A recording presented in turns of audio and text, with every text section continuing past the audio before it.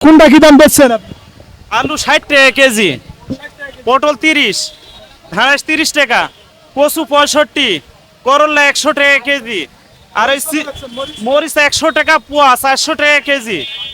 এই যে মরিচের দাম বেশি, এটা কি আপনারা বেশি করছেন নাকি? না, আমরা বেশি করছি না, আমরা মুকাম থেকে বেশি দামে কিনছি, আমরা বেশি দামে বেচছি। আলুর যে দাম বেশি, এটা কি আপনার দোষে নাকি যারা পাইকারি দিচ্ছে তাদের দোষে? আলুর নিজেরই দোষ তাই বলে? না, আলু মুকাম থেকে বেশি দামে বিক্রি, বেশি দামে আমরা আনছি, বেশি দামে বেচছি। না না, আলুর কোনো দোষ নাই। দোষ এখন ওই বড় বড় ব্যবসায়িকরা সিন্ডিকেট করি আটকা আস্তে আস্তে বাইর করছে আর বেচছে, এক হাতি করে ব্যবসা করছে, তাই আমরা বেশি দাম। জি জি জি। এটা অন্য কোনো কারণ না? না না, অন্য কোনো কারণ না। আর ভিডিওতে বাধা পড়ে টাকা আলু 60 টাকা, আলু 60 টাকা, মরিচ কত? মরিচ 100 টাকা পুয়া, আরো তো লিচে 350 টাকা পাইকারি, 360 টাকা পাইকারি। আমরা কয় টাকা বেচবো? আমরা 100 টাকা পুয়া।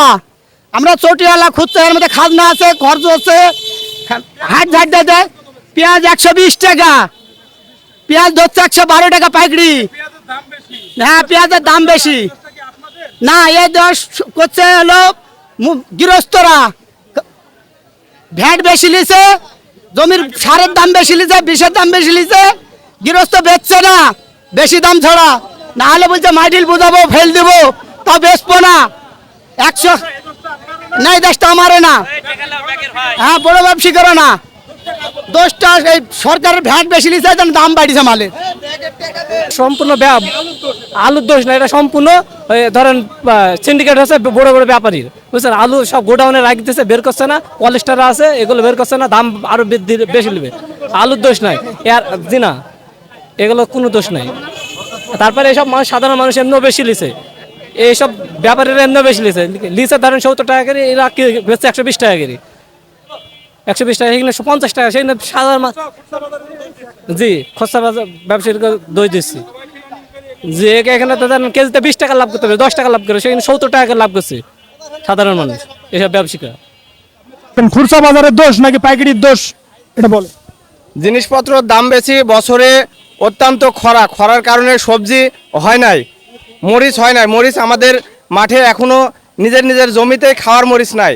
এই মরিচটা অন্য দেশ থেকে মরিচের দাম বাড়ছে এই কারণে, আর পেঁয়াজের দাম, আলুর দাম, আলু পেঁয়াজ তো এখন হচ্ছে না, সেই ক্ষেত্রে আলু পেঁয়াজের দাম কি কারণে বাড়ছে বলে মনে করেন?